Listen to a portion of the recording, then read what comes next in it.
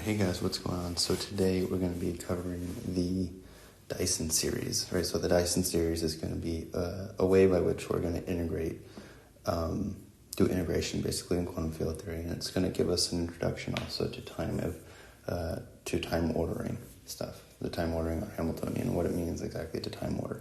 After this, we're going to talk about normal ordering, and we're going to get into scattering, right? But this is sort of the intro into scattering. So without further ado, make sure to hit that like and subscribe button. Now let's get into the content. So we're talking about the Dyson series. The Dyson series was named after Freeman Dyson, I believe, from Cornell. I believe he went to Princeton also. Surprisingly enough, he did not get a PhD, as far as I'm aware, yet he contributed a lot to the field of physics. Anyways, so we want to recall that we want our time evolution operator to obey the Schrodinger equation. And so we've done this before, where we said this is what our operator has to look like in order for it to check out when we plug it into the Schrodinger equation. Right? What we want to do is we want to single out the part of the Hamiltonian, though, right? That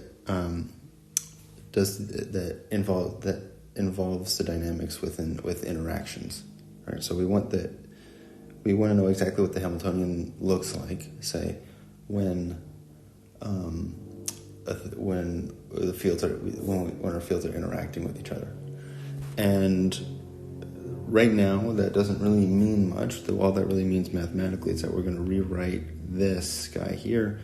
We're going to put an I here just to say that this Hamiltonian specifically is a Hamiltonian that is an interacting Hamiltonian. And I'm just going to rename this to our scattering operator, right? So our scattering operator is going to be the thing, it's the operator that contains the interaction part of the Hamiltonian, right? So it's sort of a more specified version of this time evolution operator. Okay, so what are the ingredients we're going to need to pursue this Dyson series? So two very simple things, right? One is a series expansion on e to the x, because right now we're seeing this e to the x here. And so we're going to want to approximate this, okay? And we're going to do that through this approximation. This is a Taylor series. We also have this little piece of ingredient also that our time evolution operator must obey the Schrodinger equation, with the Hamiltonian being the interacting Hamiltonian, right? Those are really all the ingredients we need. Now we're going to go through the derivation, and we're going to come across something called time ordering, right? And here's how this goes. So the goal here is to approximate the scattering operator, okay? Because we can't really get an exact form. What's going to end up happening is that the best we can do is approximate to first orders, second order, third order, however order we want to go out, but the best we're going to be able to do is just approximate what happens when a particle scatters with another particle. So the first thing we're going to do is put this into our Taylor series, right? So this here is going to be approximately equal to all this. Now, if you stare at this long enough, you can see, well, okay, so this is the 0th term, first term, right? And the second term, where the thing in the operand is squared, and I'm also just bringing all these constants out as well, okay? Second, we now want to take this, since all this here is equal to this, we can then plug that into the Schrodinger equation. When we plug that into the Schrodinger equation, we get something that looks like this, right? So far, again, pretty ugly. It's going to get nice soon, I promise. Okay, so what we are doing here, so to get from this step to this step, we could see that the time derivative of just 1, right, that's going to be 0, right? It's just a constant. The time derivative of this integral is just going to be the Hamiltonian, because we're taking the derivative of the integral. This is the first fundamental theorem of calculus going on. So that's this guy right here. We have our i's, so we square those. And then we have our dt, right? So our dt is going to be then applied to this right here, and I haven't done anything to that guy yet, right? So I've just put, this is the thing that's going to have to be, we're going to have to take the derivative of this guy right here. All right. So how are we going to do this? So this is what we got from our first term. Here is that second term. So what I'm doing here is I'll come down here really quick. We want to multiply, so we're multiplying these two guys out. So what we are doing here is we're saying, well, I'll integrate, so I'm multiplying here and multiplying here. I'm doing this twice because I'm taking I'm splitting this up basically into two different integrands. Okay? So instead of having these two guys here, so the reason I'm splitting this into two different integrands is we need to take we need to take one and the derivative of the other, and then so I failed to mention this part right here, so I'll backtrack a little bit. This here, so we're taking the derivative of this guy and not the derivative of this guy, derivative of this guy, not the derivative of this guy. Right. That's just the chain rule. If you remember, I go back to calculus. Right, so if we take the derivative of this guy, we get this. Again, fundamental theorem of calculus. Same thing, take the derivative of this guy, we get this guy right here. Fundamental theorem of calculus. Right, so far so good, right? Everything we can follow so far, right? We're just doing fundamental theorem of calculus. We're doing derivatives of integrals. But then we're going to come across something a little bit tricky and weird here, because this here, right, well, this is going to be right here, okay? If we factor out, we can factor out an h out of these two terms. So that's going to show up here. This integral is right here, okay? With that I and this factor here, there should be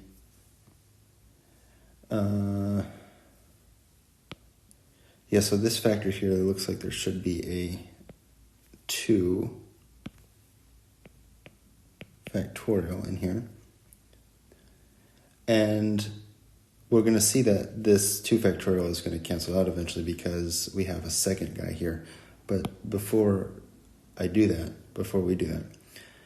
the question is, okay, this Hamiltonian is an operator. Right? So we can't just move it across here and call it good. We can't take this guy and we can't take this guy here and we can't just move it in front because it's an operator. Operators are sensitive to the order by which you apply them. It's a commutation principle, essentially. And so the question is, okay, what exactly do we do with this blue term right here? And so essentially we're going to put that on hold for a second. We're going to say, if we multiply hi by s, that's the same thing as multiplying hi by s, right? This is our s term, and I'm realizing now this is exactly why I didn't put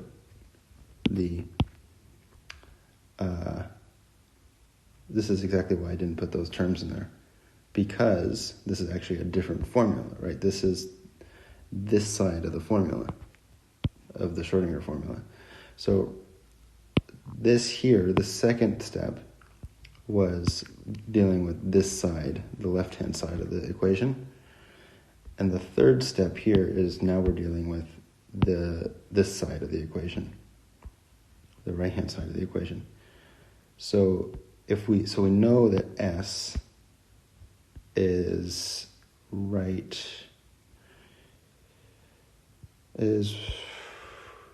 right here, right? So S is right here. Our approximation for S is right in here.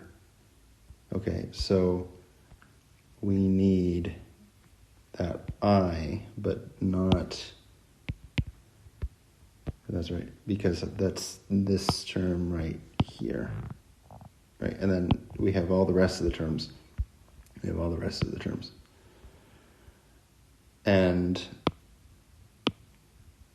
I'll erase all this. It looks like it was there from some other time. And what we are going to do is so we're taking this guy here, we're multiplying it all out, and we're realizing something here. We're realizing that this term here matches. So, because remember, this is the right-hand side of the equation. So this term here is going to match up with this guy. This term here is going to match up with this guy, right? Because we have this I, we have our integral, we have our h, this h being applied to here, right? So you could see how the right-hand side of the equation, of the Schrodinger equation, is matching perfectly with the left-hand side of the equation, with the exception that this guy also needs to be absorbed into here, right? Because for two reasons. One, the next term here is going to be a second order term. It's not going to be this term. And also, what about this 2 factorial? Well, if we manage to bring this guy out here, for some reason, if we could do this movement, then we should be able to say, we should be able to combine the two, okay? That's exactly what I'm saying here. So the blue term will need to get absorbed into the second term for both sides to be equal, for the right-hand side and the left-hand side of the Schrodinger equation to be equal. So what we say is that we want to do this movement, but this only works if this is equal to 0. And because HI as an operator normally isn't true. So that's exactly what I was trying to say, just in a long form. So to resolve this issue, we do a little something called time ordering, right? So this is so we're going to start off by splitting up HI into 2 integrals, right? So this is what we had. So we have this, and if we want to time order this, we're going to put a t in front, and we could split this up into 2 integrals, right? So hi and hi from 0 to t, same integral that we're covering, t1, right? These two guys are these are just sort of dummy variables, if we were. These are the things we're integrating over. So for these two guys here, dt2, these are different, right? And we're going to go from 0 to t1, from t1 to t, right? So this whole thing here is essentially the same as this, just a slightly different in that we're doing the multiplication, but we're only going to t1 here, but we're doing the multiplication again, but we're starting from t1 and going all the way to t for the second integral. Okay? So now what are we going to do? We're going to take hi of t1, and we want to move it in front of hi of t2. And we're going to want to do the same exact thing here. So this is what the time ordering does, right? So the time ordering is going to take t1, this is the first time, as opposed to t2, and it's going to put it in front of the second time interval. So you can think of this as you have some Hamiltonian at 2 times, so at t0, t1, instead of t0, I'll just put 0. And then t2. So the first integral, this integral here, we're going from 0 to t1.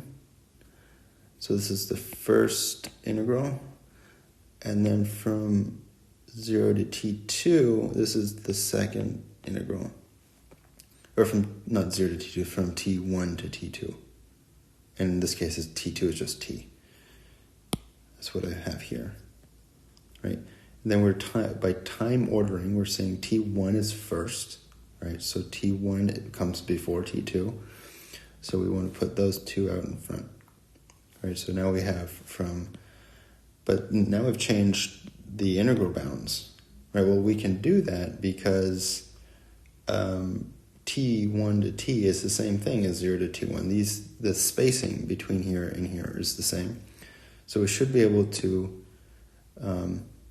replace these bounds with these two things. Now we have this matches this, right? Okay, so that was all a long-winded way of saying that by time, the only reason we want a time order is to ensure that our Hamiltonian of our first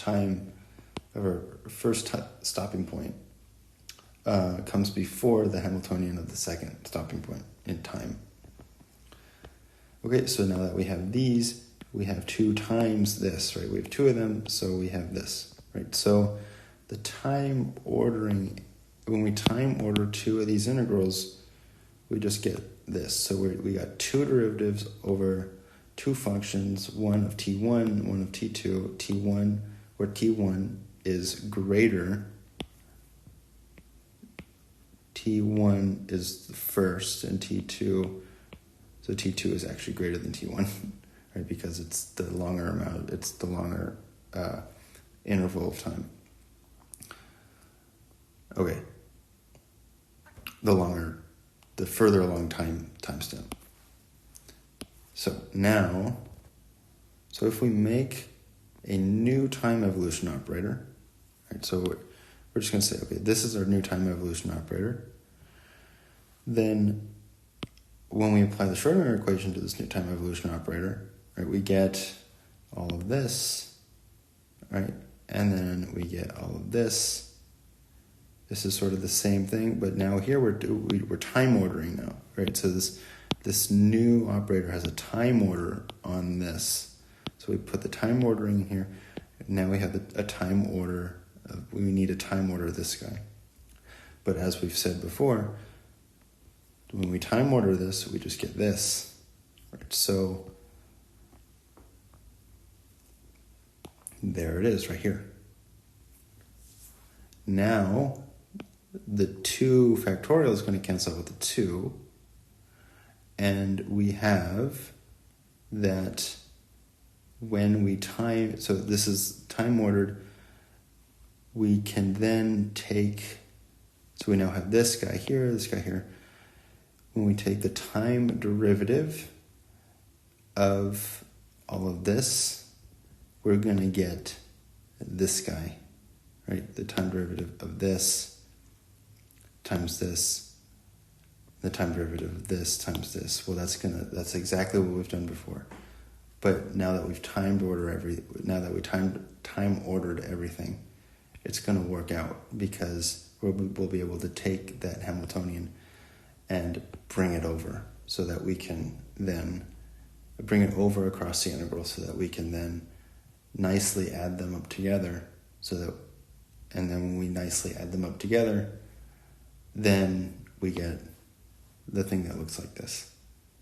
So by time ordering the scattering operator, the Hamiltonian, so by time ordering the scattering operator, we order the Hamiltonian by T1 and T2, and this allows for this Schrodinger equation to be satisfied.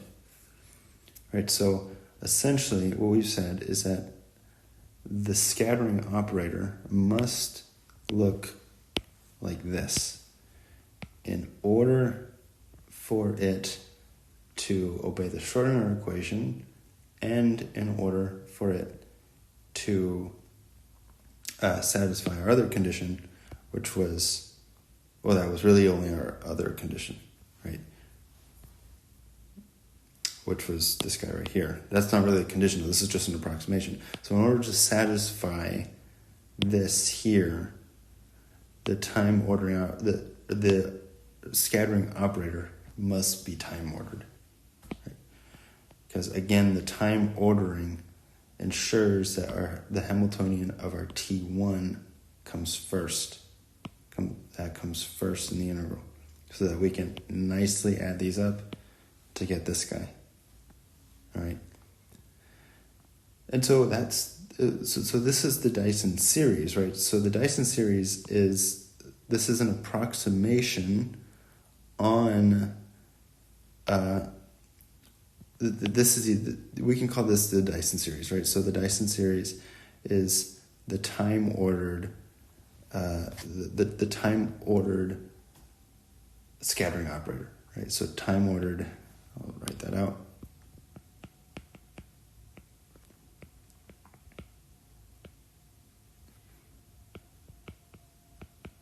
Scattering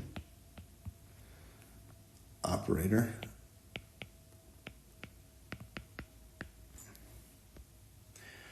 And that's exact. So that is this is what our Dyson series essentially is. It's a way. What we've done, our Dyson series was a way of approximating our scattering operator by using the Taylor expansion and by applying that to our Schrodinger equation. And what we found out is that we had to time order our Hamiltonian so that everything checks out, so that the right-hand side and the left-hand side of the Schrodinger equation checked out, were equal, right? Because if we didn't time order, then the Hamiltonian, we would not have been able to bring the Hamiltonian across the integral.